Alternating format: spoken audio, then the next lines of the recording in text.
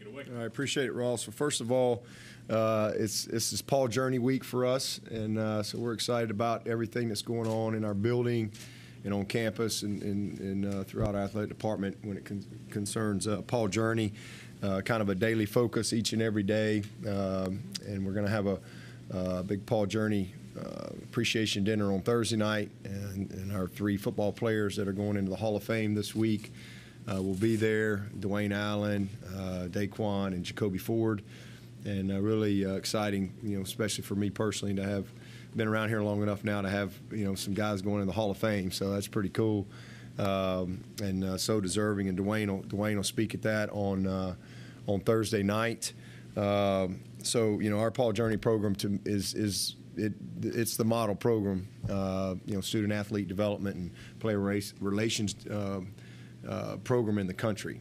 And lots of people are trying to model that, and it's something we've been doing for 13-plus years here with Jeff Davis, and as the architect, and really started it. When I got the job as an interim, I went and got him and next door, and said, hey, here's kind of my vision, and man, we've been going ever since, and man, he's done an amazing job.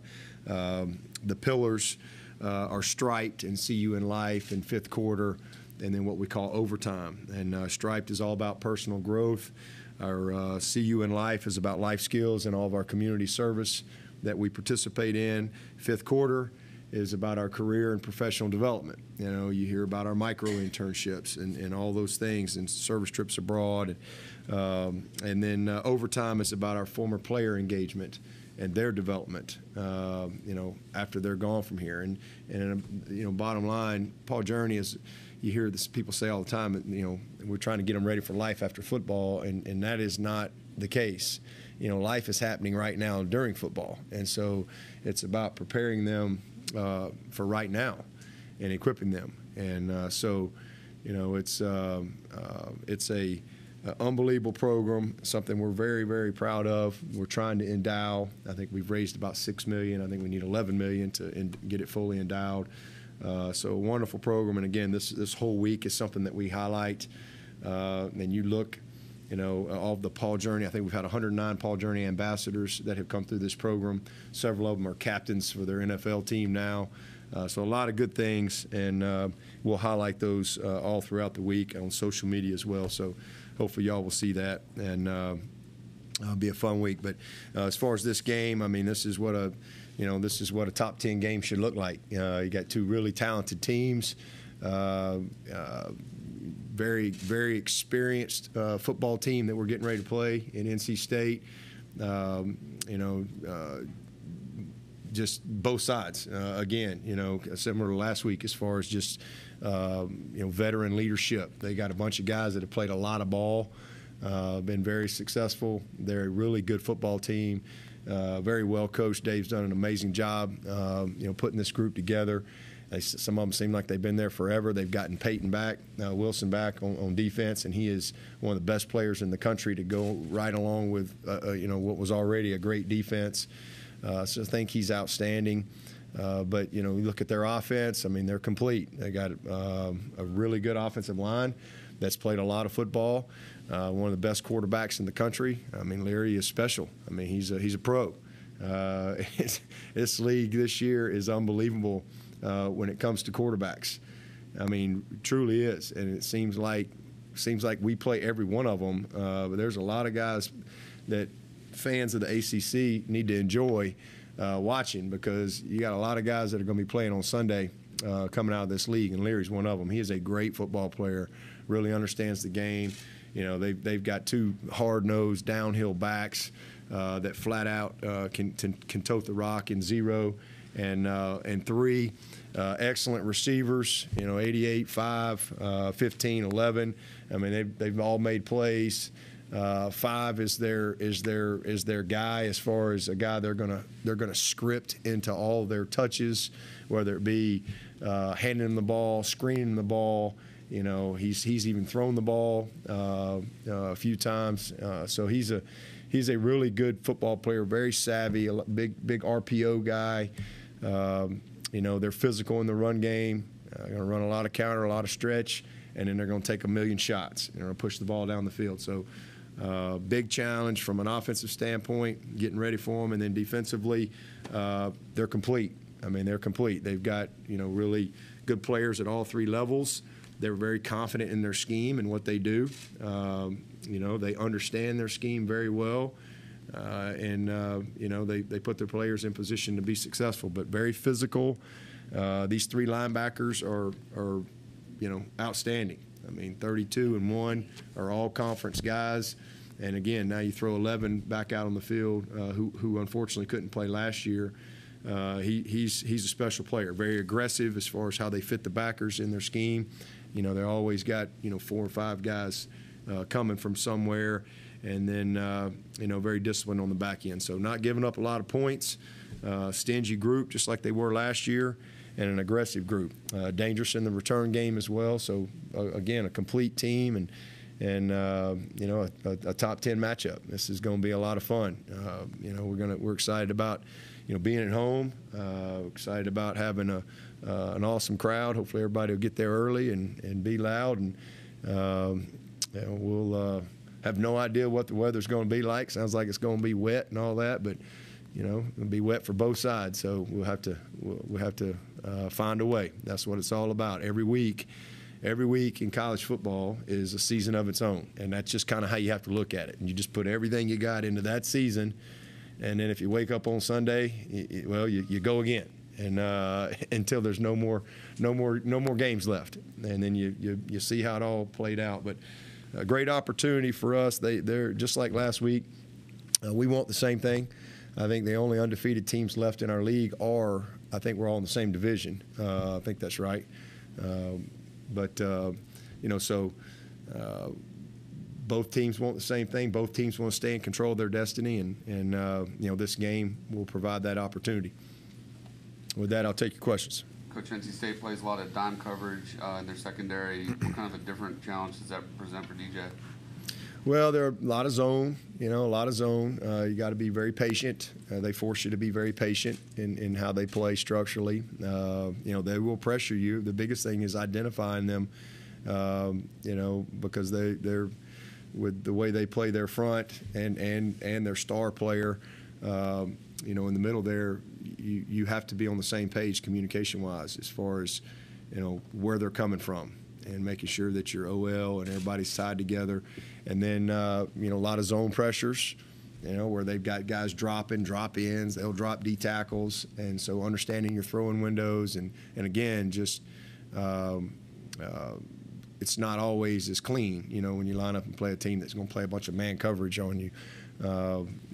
This is a team that's a little more multiple in what they do coverage-wise. And again, they'll give up some things underneath, but you gotta be disciplined enough to put the drives together, and first of all, you got to be physical enough up front, to hold up, because it's a very physical group. And then again, they will zone pressure you to death, and you got to be on the same page communication wise. Dabo, Clemson has kind of dominated this series under you in terms of wins and losses.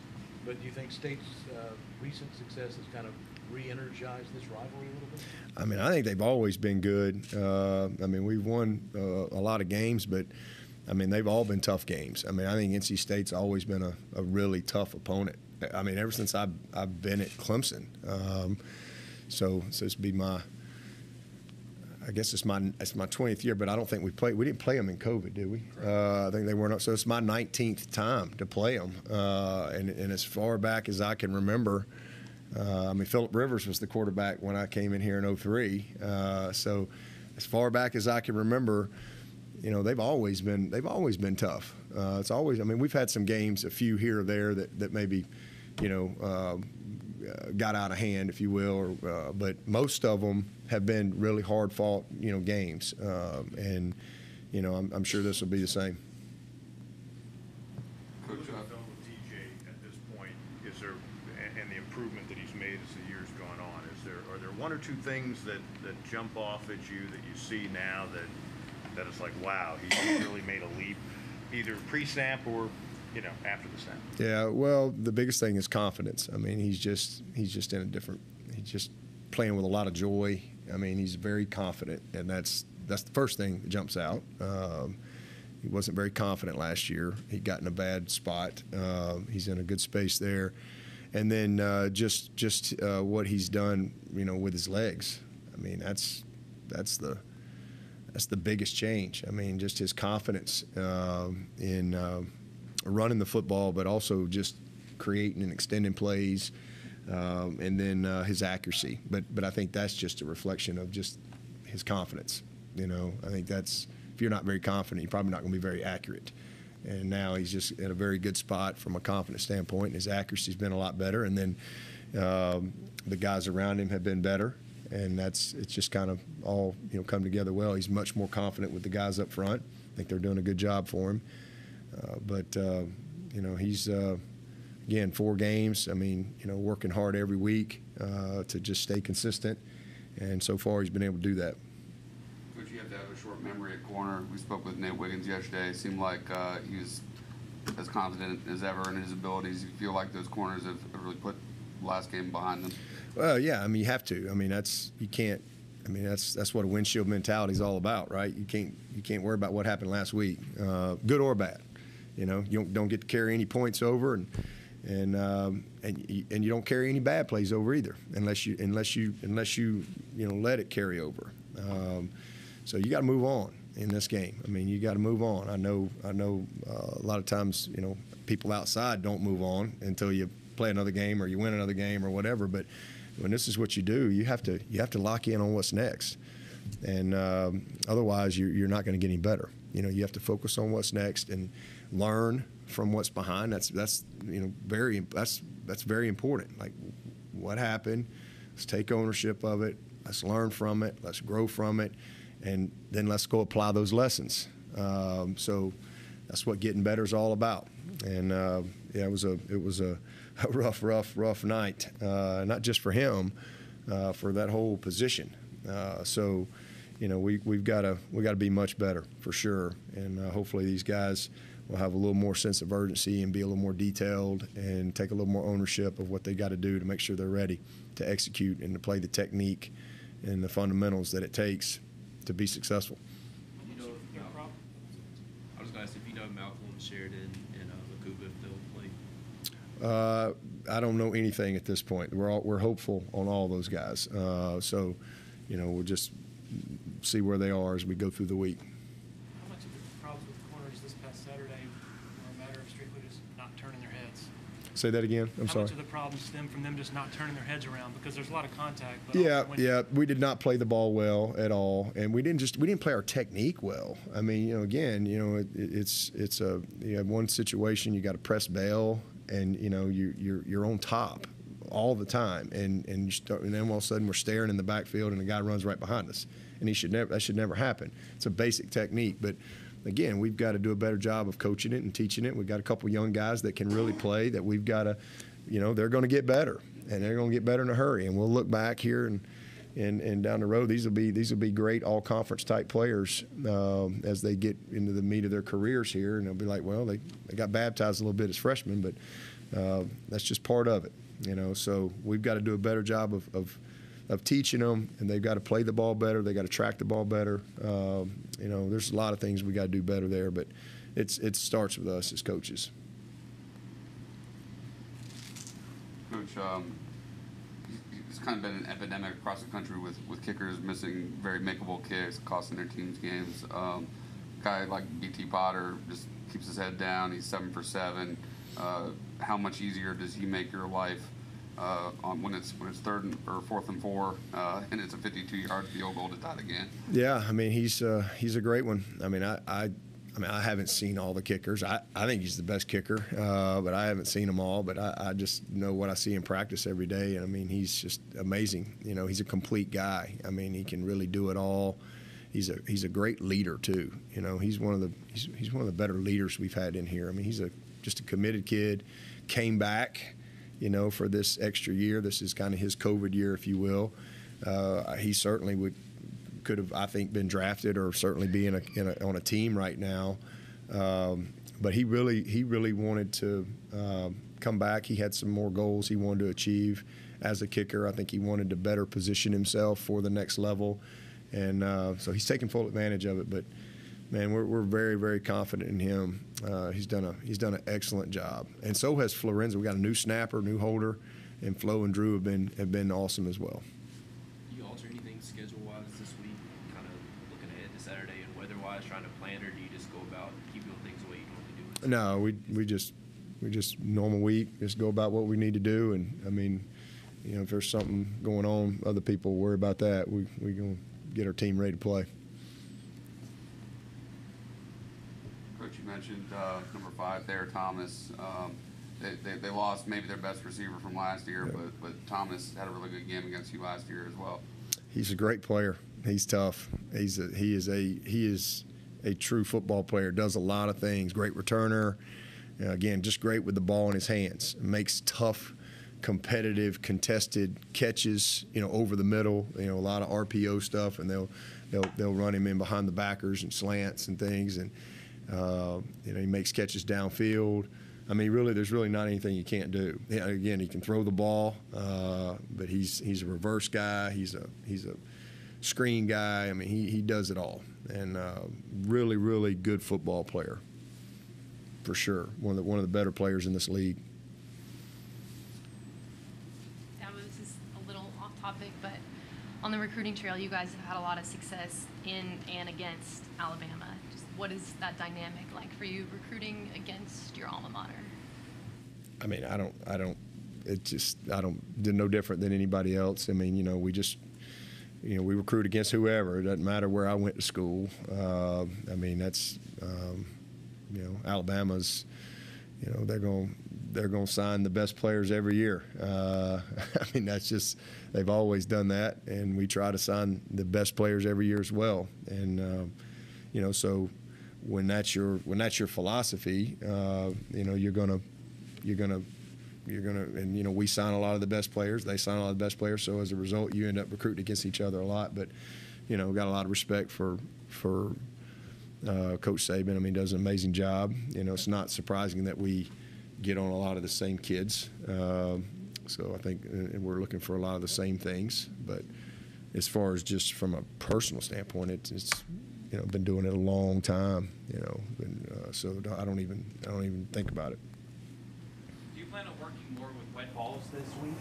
Yeah, we'll definitely, you know, have some wet ball drills, you know, quarterbacks, running backs, snappers, punt catchers, you name it. You know, we'll deal with punters, everybody that handles the ball. We'll have to make sure we got some good work on that this week. And we do that, you know, a good bit, you know, throughout the year, but be a big emphasis this week. And with the ball being so wet, do you maybe potentially plan on getting more touches to your running backs this week? Well, I mean, you know, it depends on if it's 50-mile-an-hour wind or something. DJ's got a good arm, but I don't know how good. I don't know if it's that good. So I don't know if anybody's going to set any passing records if you get a situation like that. So you got to find a way. You know, you got to find a way to win the game, regardless of what the elements are. You know, so if it's run it 70 times or throw it 70 times, you just try to find a way each and every week. And as I said earlier, then you get ready for the next one. Has anyone joked about building a wind tunnel here in the building this week? No, not that I've heard of. Coach, you mentioned it, 4 different teams in the Atlantic Division undefeated. A lot of people talked about your non-conference schedule and, you know, Notre Dame having a rough season, but this Atlantic Division, what Syracuse is doing, Florida State bouncing back, it's one of the toughest divisions in the country, isn't it? Absolutely. I mean, yeah, I don't know why people talk about our non-conference. I mean, we're playing, you know, we've played 10 Power Fives forever around here. You know, we've played some of the best for a long time, for as long as I can remember. And you know, if somebody's not having a good year, I mean, you can't do anything about it. I mean, you're playing Notre Dame, you're playing South Carolina. You got Notre Dame is Notre Dame, South Carolina is, you know, in the SEC, an SEC opponent. So in a rivalry game. So I mean, that's great out of conference. You know, so we play 10. A lot of people don't. A lot of people play like 8, and then they play a bunch of, you know, smaller level ones. But we've always, played a tough schedule, but our league, man, in our division for sure, I think, and I haven't seen everybody, so it's hard to really truly gauge and comment on it, but I know this, our league is strong, and our division, it's going to be a battle every single week with these quarterbacks, because everybody's got a quarterback, and when you got a quarterback, you got a chance. There's no doubt about it, and this is I'm telling you, a bunch of guys that'll have a chance to play this game for quite a while in our league. So it's exciting. I mean, it really is. And again, you're going to see one of them this week. This kid can really play. Dabo, sometimes when a secondary is struggling, a pass rush can be its best friend. What can you guys be doing to generate more pressure up front? Yeah, we've generated some pressure. We just some guys we've seen a lot of quick game this year. Guys getting the ball out quick, a lot of screens. But then this past week, just ball came out quick on some press man, and we just did a poor job playing technique. But we got to finish on some too. We had 3 sacks, and we should have had literally at least 2 more where we got him, and we got to finish. Did not. I didn't think we played in totality, as well as we can. We didn't play bad, but as well as we could, because there was a couple plays that I think we could have finished. And then this game last year, I mean, I thought we played really hard, very physical. But we it's 7-7 in the, I guess, in third quarter. And we did a poor job on third down defensively, and we did a poor job third down offensively, which really got the time of possession way out of whack. And I thought the latter part of the game, we lost our discipline. I mean, we had some critical penalties. We jumped offside, I think, 4 times, if I remember correctly, in this game, that really, really was costly. We just gotta execute our scheme. Everybody's got to do their job. Nobody's got to do anything extra. Everybody's just got to do their job with the type of effort and technique that's required. What's your assessment of Rook so far? Good. He's doing good. He's proud of Root. He's got a little bit of a bum hand, but he's had a nice year for us. He's doing a good job after 4 games. He's a positive, heading in the right direction. Long way to go. Those inside backers had a kind of a back to following Skowski and Spector. What's your assessment of how that's evolved so far? Good. I mean, Trenton's learning every week. I mean, he doesn't have the experience of Balin or Skowski as far as the some of the nuances of the position, but he covers up for some of that. I mean, with just his effort, his speed, his athleticism, and he's learning every single week. As far as his eye discipline and fits and just keys and things like that. He's a great player. I mean, he flies around. You see him. Sometimes he makes some mistakes, and again, he's so fast and so athletic. He covers up for it. And then Trotter he's really good. He's really, really good. Very pleased with all of our backers. I mean, Barrett, Carter, Simpson, Trotter. That's a really good group. We just got to clean up some things on the edges in our coverage, and if we can tighten that up, we'll be fine. But you got Tyler Davis back on Saturday. He had a really good game. I think you expect to get Xavier Thomas back this Saturday. How excited is he about finally getting to see the field? Well, that's a leading question. Man, that's what a veteran move right there. Leading, is that what y'all call leading question? It's a good one, though. Tyler Davis was awesome. I mean, he was MVP. We hadn't had him for a couple games, and really we haven't had our D-line. I mean, as I said coming into this, I really felt like our D-line was, had the depth of that 14 group. Had the star power of that 8, but the depth, and it's a good thing because we've needed it. I mean, we hadn't had Xavier Thomas yet. Tyler Davis played in the first game, missed 2 games. Brzee, obviously had to miss. Trey Williams has had to miss, and so it's been kind of guys in and out, but our depth has won the day. I mean, it's been really, really good to see what I thought we had. I mean, Capehart, that kid is really coming. Peyton Page is coming. When Trey has been available, Trey has shown that, man, he can really be a player. Rook is what we thought he was. Getting Brian back going, I think he had a lot on him, obviously, and did some good things, but, could tell he hadn't really practiced a lot and was a little rusty. So getting him back, going full throttle. Tyler Davis missing 2 games. So we really haven't been full group. And so, we'll see on Xavier. I don't know if he's going to be able to play or not, but he's close. I've been saying that for a couple of weeks, and he is close. So hopefully he'll be able to go. But we do have a long season ahead, and at some point we'll have them all, which we haven't had in 4 games. We've not had all guys available at that position. But our depth has been a blessing, because if we didn't have it, it'd been a different story for us. So really thankful that we got the guys we got at that position, and excited to get X back whenever he's back. You expect Trey to be back this week? I do expect Trey to be back. He's been just kind of nursing a little inflammation, and we just really needed to settle it down. So we just didn't want it to be something that carries out throughout the season. But when he's been able to play, he's been a factor as well. So we do expect him back.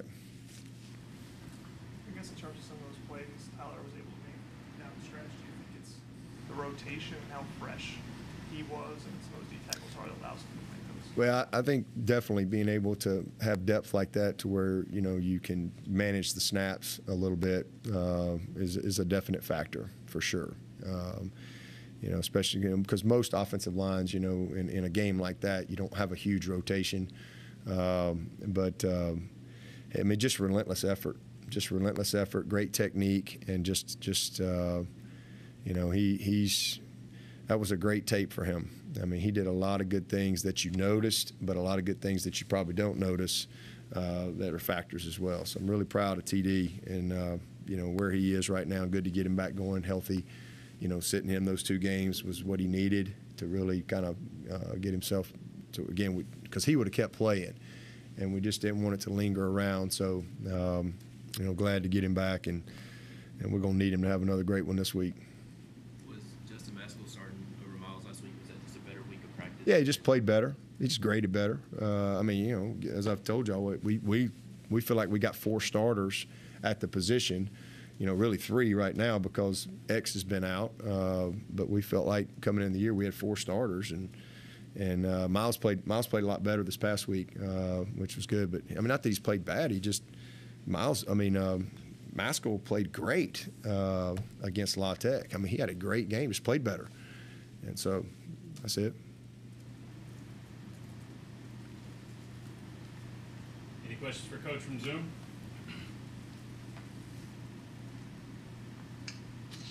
Hey, Dabo, this is Anna Adams. Barrett Carter seemed to draw the slot a lot, I guess, with some of the injuries on Saturday. Just how did it seem like he performed really well in coverage? Barrett's been one of our best players. 4 games, one of the most consistent players on the field. Really, really proud of him. He's been really good. Very few mistakes. Very consistent. Very consistent. His effort is tremendous. He's very detailed in his preparation, and one of the best players on this team. All-around players. Just done a fantastic job for us. Very, very bright spot on our team right now. Anyone else? Is there anything? Oh, we're still on Zoom. No, you go ahead, Nick. Is there anything schematically Brandon has brought to this offense so far, wrinkle-wise, scheme-wise, that you really like? That's sort of distinctly his. Oh yeah. He's done a great job. Just how he's organized things, how he's organized the meetings. He's put his stamp on it, and I think the biggest thing is just personnel. We've been able to get the type of personnel that we need, and he's done a great job. I think scheming up in our run game, done a great job scheming up some play action things, and just basic pass concepts, and he's done a lot of good things, a bunch of good things.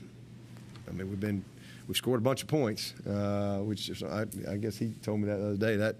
I'd have lost money on that. I'd have never guessed that. You know, after 4 games, second most points since 1900. I would have never thought that.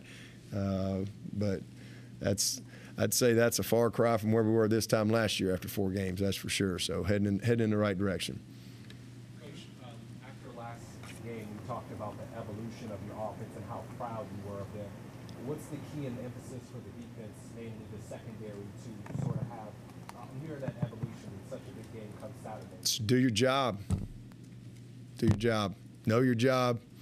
Do your job with the effort and technique and details it requires.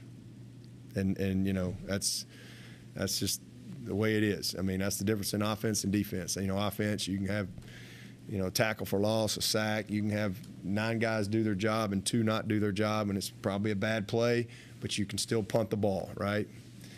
Defense, it usually leads to points. And so, you know, goes back to some of these guys and their preparation and how they prepare, you know, when we're not around, and just doing their job, play in and play out, you know, communication, make sure you know your job, know the technique, and apply it. Eyes on the right, don't make stuff up. You know, don't try to do things that you're not being coached to do, because that's when you get in trouble defensively, and that's been a sign of some of the young guys, some of the immaturity that we've had at a couple of spots. You know, that has cost us. But you know, we're doing a lot of good things, but we've got to get better there for sure. That's been a problem. You mentioned third downs and the growth from last year to this year. You don't go 16 and 23 on the road on third downs by accident. Is there something you can pinpoint as to the main reason why you guys seem more confident and able to execute this year? Better up front, better quarterback play, better skill players. It's not complicated. It's really not. I wish I could tell you it was some magic. It ain't. We're just better up front. We're not giving up a lot of sacks. You know, we're much more experienced and got better personnel. And our quarterback's playing great. I mean, he's not perfect, but he's just playing much better. And then we're making plays, you know, because of that. So just a better group on the field, you know, all the way around, and a more confident group. Anybody else? I just wanted to ask real quick. I know red zone efficiency has been really key so far this season, and NC State has actually given up a lot of touchdowns in the red zone. So how do you think continuing your red zone efficiency will be key going against NC State? Well, you know, Street and the staff has done a great job, I think, game planning each week as far as just, you know, all the field zones and situational football. I think he's really done a great job there. But that was an emphasis big time because, you know, all the things we weren't good at last year, we're so far we're better. We couldn't score. Well, we're scoring better. We were terrible on third down. Well, we're one of the better teams. We weren't good in the red zone. We're much better in the red zone. We're number 1 in the country. You know, so we're doing a lot of good things, but it's been a big emphasis.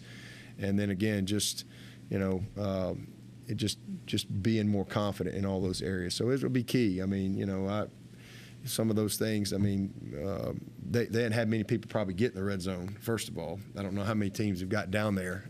So I'm not sure. You can find out how many times the offenses have got down there. So only 5? Well, there you go. So we probably need a bigger sample size before we probably criticize them. You know, maybe they're not ranked as high in the red zone, but again, if you've only had 5 trips down there and maybe, you know, they scored on 3 of them, you're probably not ranked very high or something. 4, there you go. But they probably need a bigger sample size. But we you know, it'll be a factor for sure in a game like this. I mean, it's all those key things that it's 3 or 4 plays. You know, it's turnovers, it's red zone efficiency, it's the battle it's the field position battle that creates different, you know, situational things throughout the game. It's penalties. You know, those are the things that are critical in games like this. You got 2 really good teams. Both teams want the same thing. They're going to battle. So who makes the plays in the red zone, offensively or defensively, are critical. You know, and they got us twice in the red zone in regulation. They made an unbelievable play. It was 7-7, I guess, after third quarter. And it was 85, that receiver they had. He made Booth was all over him. It was this is the perfect throw and the perfect catch for the first touchdown. And then we come back and they RPO'd us, and we really bid on it and played poor technique outside and hit an easy little red zone slant on us for the second touchdown. For their 14, and then we tied it up, but but that's key. That's key. And then we get into overtime. They were better than us in the red zone. You know, they had that big catch down there again. We had a critical penalty in the red zone. So games like this, that's a huge factor. So hopefully the statistics will hold up in this game, and they'll be not good accordingly to the stats, and we can still be good. Demi, number 0 from them, is he the guy that you have to kind of know where he is? The running back, which one? Which zero? There's 2 of them. They got zeros everywhere. The one on offense, yeah, he's explosive. He's a really good player. He's probably leads them in explosive plays right now. I mean, he's a tough player. He made a couple plays. He made a couple runs against East Carolina. I think everybody on the field hit him. I think all 11 guys hit him, and somehow or another he kept going, ended up on about the 2-yard line. He's a tough kid, and so is 3. I mean, they're really good players, very tough downhill physical kids.